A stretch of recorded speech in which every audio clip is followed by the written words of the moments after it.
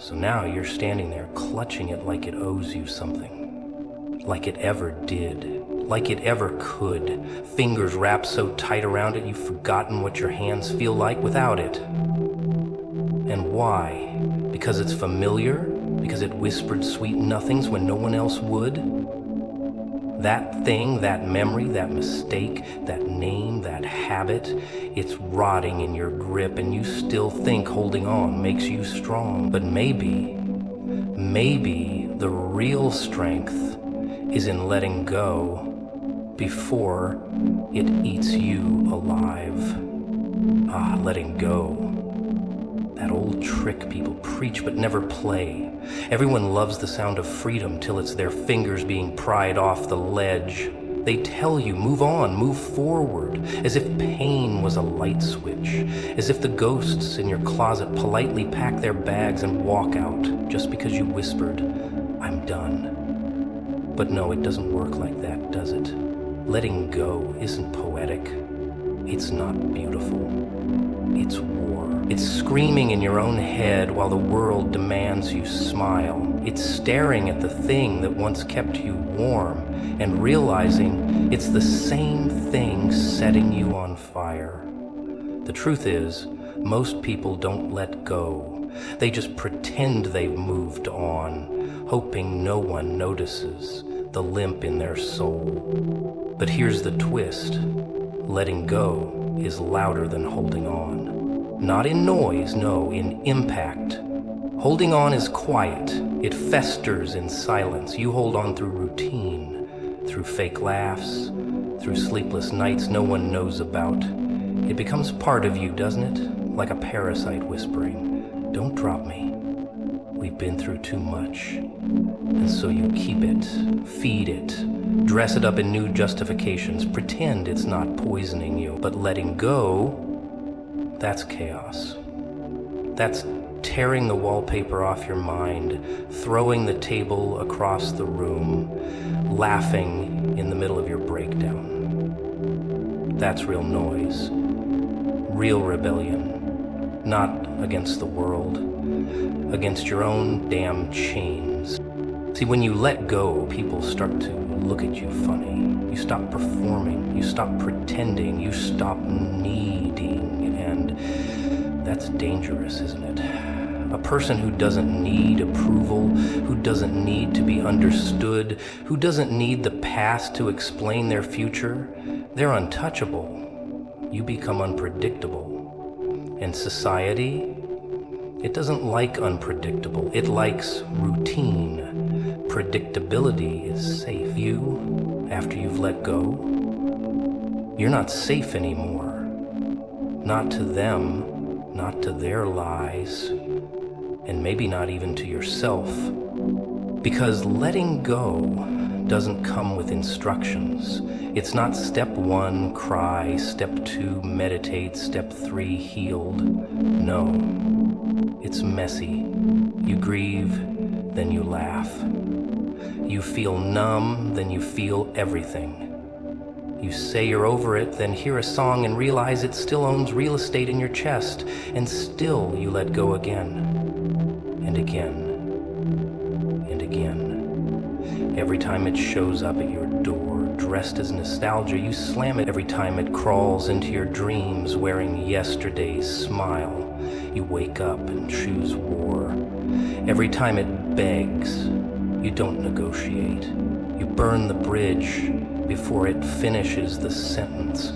Letting go is destruction. It's demolition of the identity you built around pain. You spent years becoming the version of yourself that could survive it. And now you have to kill that version to become something else, something lighter, something freer. And that's terrifying. Because what are you without the hurt you've rehearsed? What are you without the victim story you've perfected in the mirror? You're new, and new is scary. But guess what? Holding on is scarier, because that's not life. That's not growth. That's just slow death with pretty filters. People think strength is about holding on. But anyone can cling to a sinking ship. Anyone can tie themselves to a toxic anchor and call it loyalty. Real strength, it's cutting the rope. Even if you don't know how to swim, even if everyone says you're crazy, even if a part of you still loves the thing that's killing you, that's volume. That's what shakes foundations. That's what flips the script on suffering. You don't whisper your way out of pain. You scream. You bleed. You rip the damn script in half and write your own ending in permanent ink. Letting go is betrayal. To your comfort zone, to your patterns, to the people who only know how to love your broken pieces. But oh, what a beautiful betrayal. Because it's the kind that sets you free. The kind that makes noise. The kind that says, I'm not your prisoner anymore. And once you taste that noise, once you realize how loud your silence used to be, you'll never go back to the quiet life of pretending you're okay when you're not. You'll light the match, watch it all burn, and finally hear yourself breathe without the weight of what you refuse to drop. You ever notice how people cling to things just because they're familiar? Not because they're good, not because they make sense, just because they've been there long enough to convince you they belong? Like a squatter in your mind, rent-free, turning the lights off, drawing the curtains, whispering, shh, don't change a thing.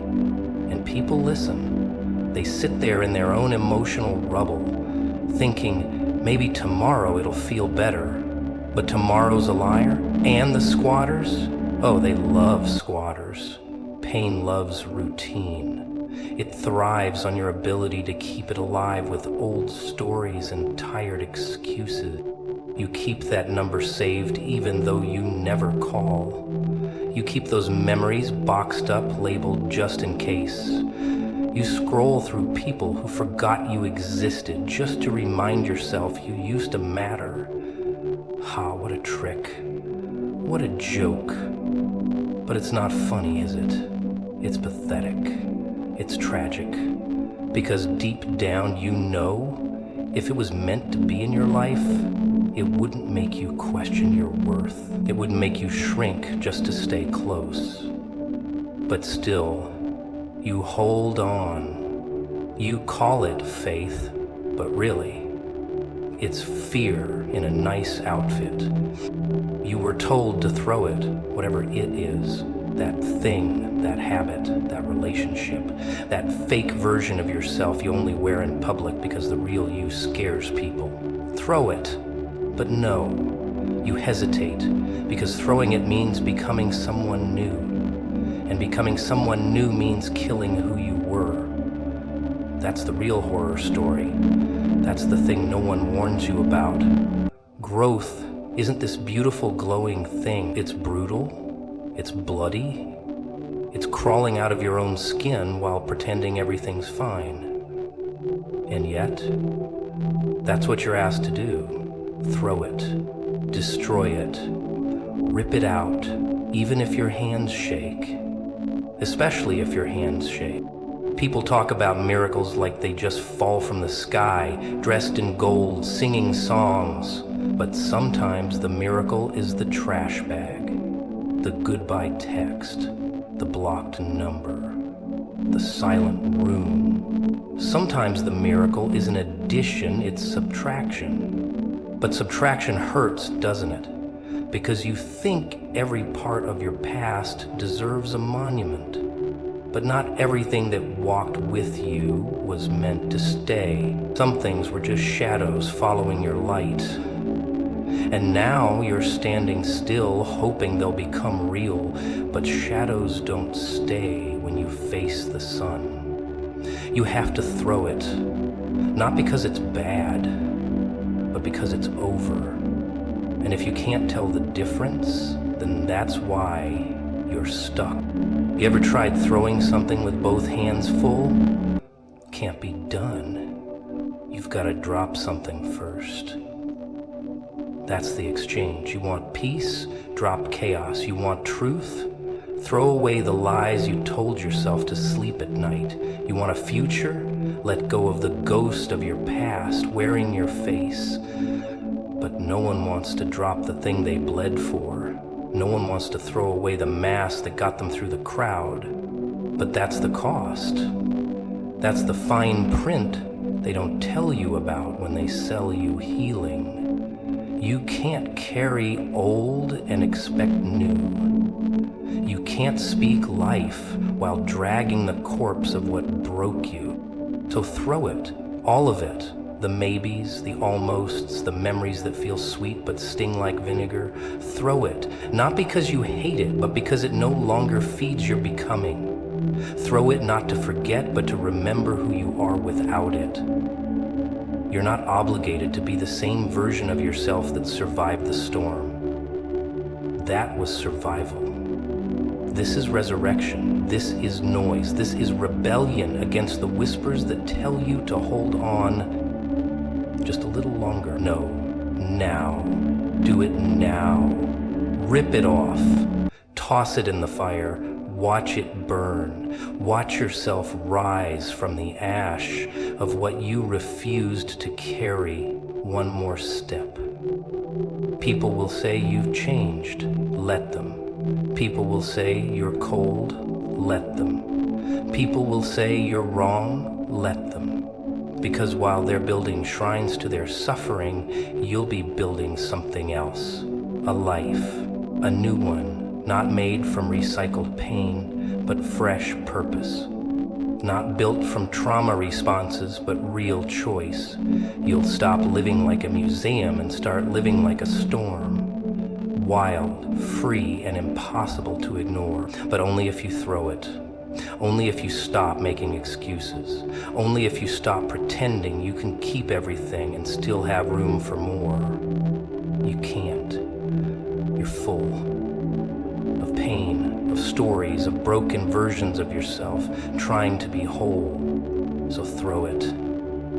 Don't think, just move. Or stay there. Full of everything that never served you, clapping for others while you rot quietly behind your own curtain. You ever hear silence scream? Most people don't. They think noise is chaos. They think the loud ones are the dangerous ones. But the real madness, it lives in quiet. The kind of quiet where your mind paces the same hallway over and over, staring at the same door, afraid to knock. That's the kind of quiet that eats you alive, while the world keeps clapping for your ability to smile through it. Bravo, you're falling apart and no one even noticed. Because you didn't bleed loud enough. Because you wrapped your wounds in jokes. In small talk, in I'm fine, so well rehearsed it deserved an Oscar. And still, no one saw you. Funny, isn't it? You can be surrounded by 100 people and still feel like a ghost. You show up, play the part, hit your marks, and leave with pieces of yourself missing every single time. And what do they say? You're so strong. Strong. No. You're just quiet. And people confuse silence with strength because they're too scared to ask the right questions. They don't want the truth.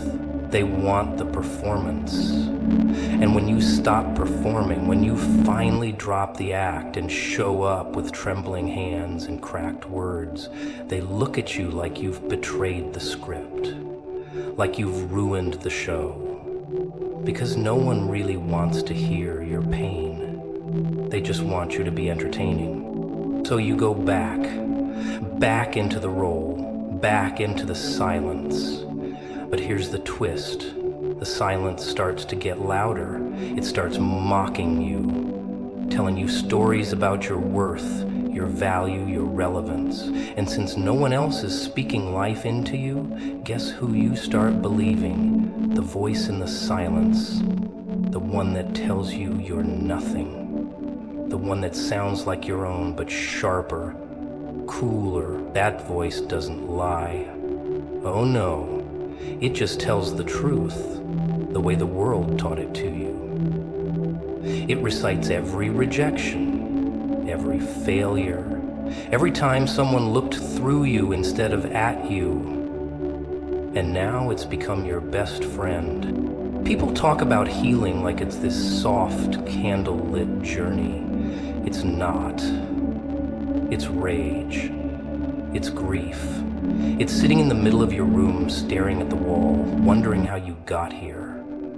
It's pulling out your past like broken glass from an open wound, one shard at a time, and each time you remove one, another memory slips in, sharper, louder, but still, you stay silent, because silence is safe. It's familiar, it's the devil you know, and the world rewards you for it. Stay small, stay nice, stay quiet, that's how they like you. Manageable.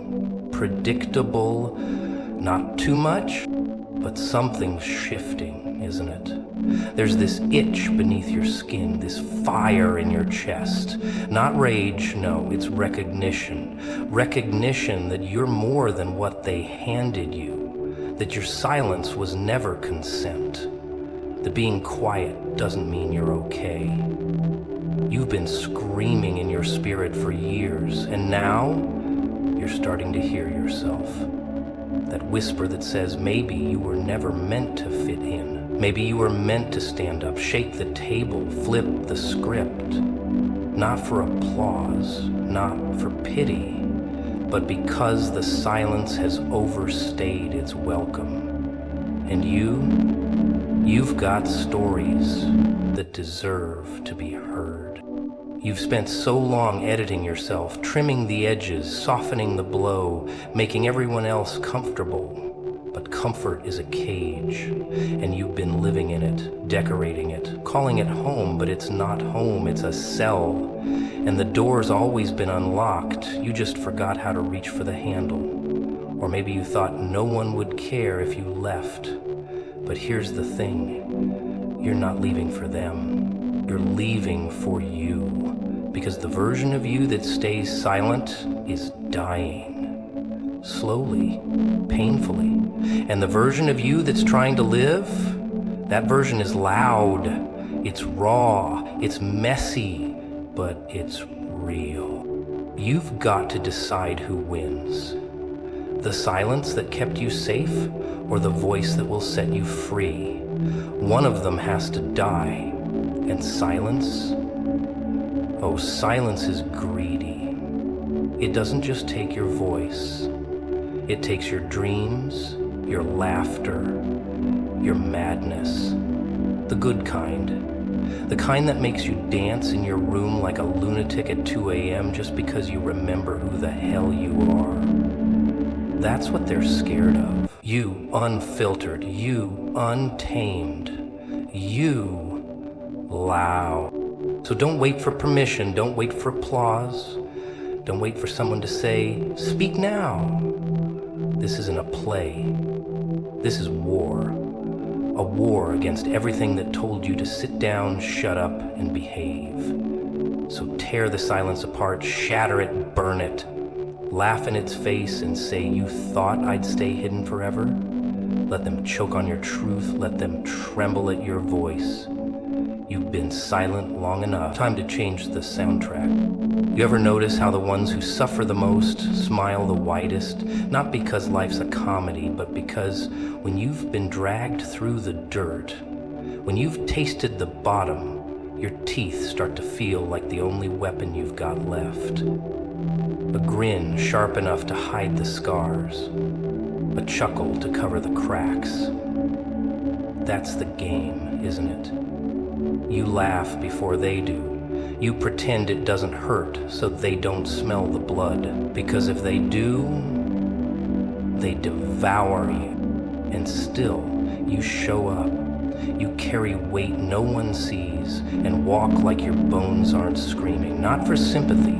No, you gave up on that long ago. You do it because you know how this world works.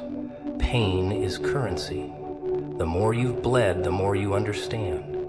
People don't get rewarded for breaking. They get rewarded for pretending they're unbreakable. You ever see someone hold it together so tightly you wonder if they even remember what falling apart feels like? That's who they clap for. That's who they put on the posters. Not the real ones. Not the ones bleeding behind closed doors. The polished, the plastic, the pleasant. But deep down, there's this rage. Not the loud kind, no. The silent kind, the one that simmers in your chest when people say, "You're so strong." As if strength was ever a choice, as if you wouldn't trade it all just to be held instead of hailed. As if you didn't scream into pillows, bite your own tongue just to keep the peace. That's not strength, that's survival. There's a difference and you know it in your bones. So what happens when that quiet rage wakes up? When the one who's always swallowed their voice decides to spit it out like fire? The world shakes a little because you've been their mirror for so long. Shiny, silent, reflective. And when mirrors shatter, they don't just break, they cut.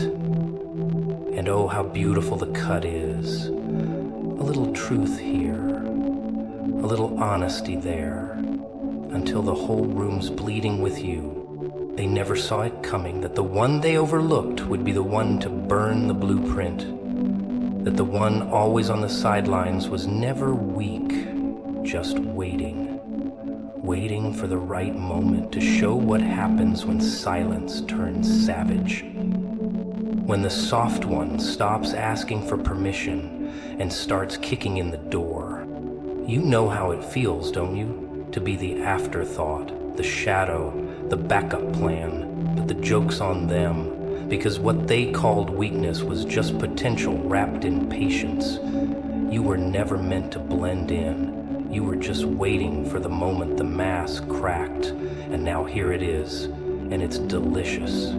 The kind of shift that makes you laugh for real this time. Not because you're hiding, but because you're finally free. Free to be unfiltered, unhinged, unapologetic. People always say, be humble, but you've been humble, you've been small, you've been quiet.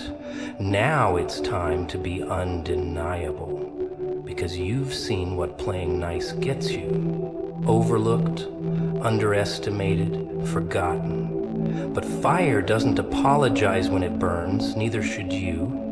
You don't owe them politeness. You don't owe them softness. What you owe is to yourself, to that version of you that sat in the dark praying for a light that never came. You, that version who begged for someone to understand, only to be met with silence. It's your turn now, your turn to be loud, to be felt, to be feared. And don't let them gaslight you either. Don't let them call you bitter when they taste the truth in your voice. Let them choke on it. Because bitterness is just unprocessed betrayal. And you've been betrayed, haven't you? By friends, family, lovers, even yourself. But now you're awake. And once you wake up, you can't go back to sleep. Not really. Not after you've seen what's behind the curtain. Not after you've realized the hero you've been waiting for has your face. You were never too much.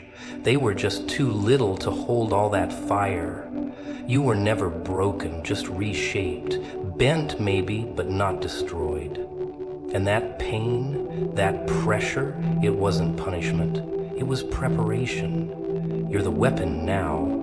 Forged in silence, sharpened in the dark, ready to cut through every lie you were ever told about your worth. Ready to stop asking and start taking. Ready to stop hiding and start showing them exactly what happens when the overlooked finally decide they've had enough. You know what's funny? People pray for the spotlight until it lands on them. Then suddenly they're squinting, sweating, mumbling something about not being ready. Oh, but they were begging for it, remember? Crying out for a chance, for a moment, for a stage. But when the curtain rises, the truth leaks out.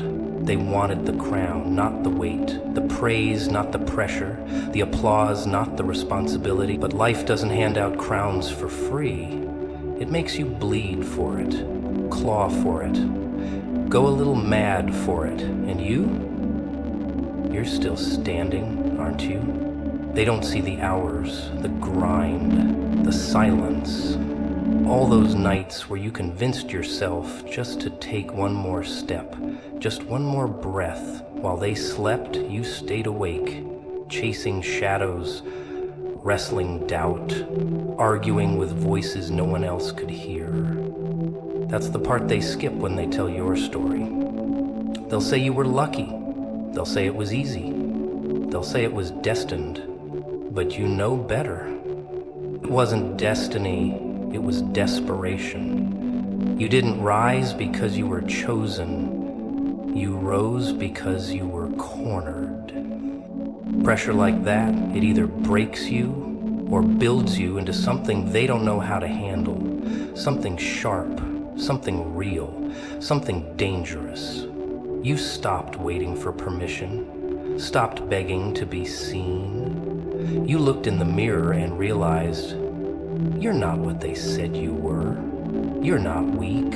You're not lost. You're not too late.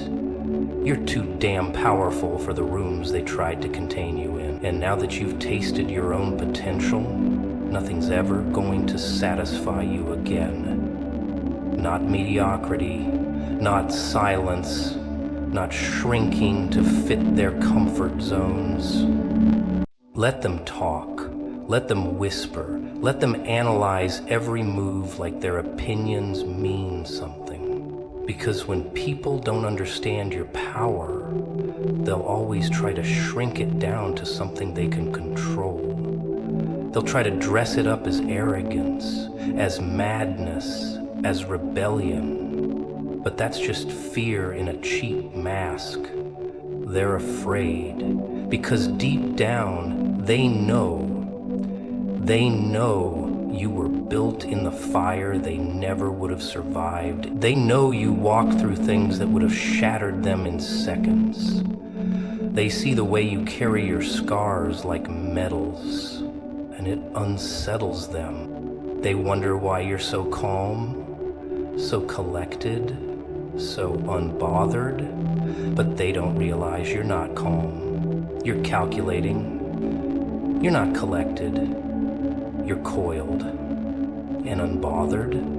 No, you're just used to chaos. You've made peace with pain. You've learned how to function while everything burns. That's what makes you dangerous. That's what makes you unstoppable. Because you don't flinch anymore. You don't break. Not because you're invincible, but because you've already broken 1,000 times and put yourself back together in ways they could never understand. You know the price of your path.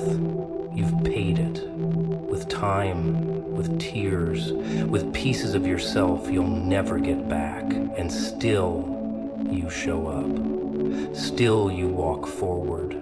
Not because you have something to prove, but because you've got something to unleash. There's a difference. You're not here to be liked. You're not here to be understood. You're here to be undeniable, to be the reminder that you don't have to be perfect to be powerful, that you don't have to be soft to be worthy. That rage, when aimed right, is a revolution. They won't get it. Most of them won't. They'll see the fire, but not the furnace it came from. They'll feel the impact, but never see the weight you carried. But that's okay. You're not doing this for them. You're doing it for every version of you that was told to sit down, to shut up, to wait your turn. You're doing it for the days you almost quit, the nights you almost disappeared, the moments you convinced yourself to believe again, even when everything around you screamed not to. This is your chaos, your symphony of survival. your masterpiece of madness and meaning. You've rewritten the rules with your blood. You've burned the blueprint they handed you and built your own kingdom from the ashes. Let them stare. Let them wonder how you did it. Let them try to copy the shine without understanding the storm. They'll never know. They couldn't survive what you did. They couldn't walk where you walked. And that's what sets you apart.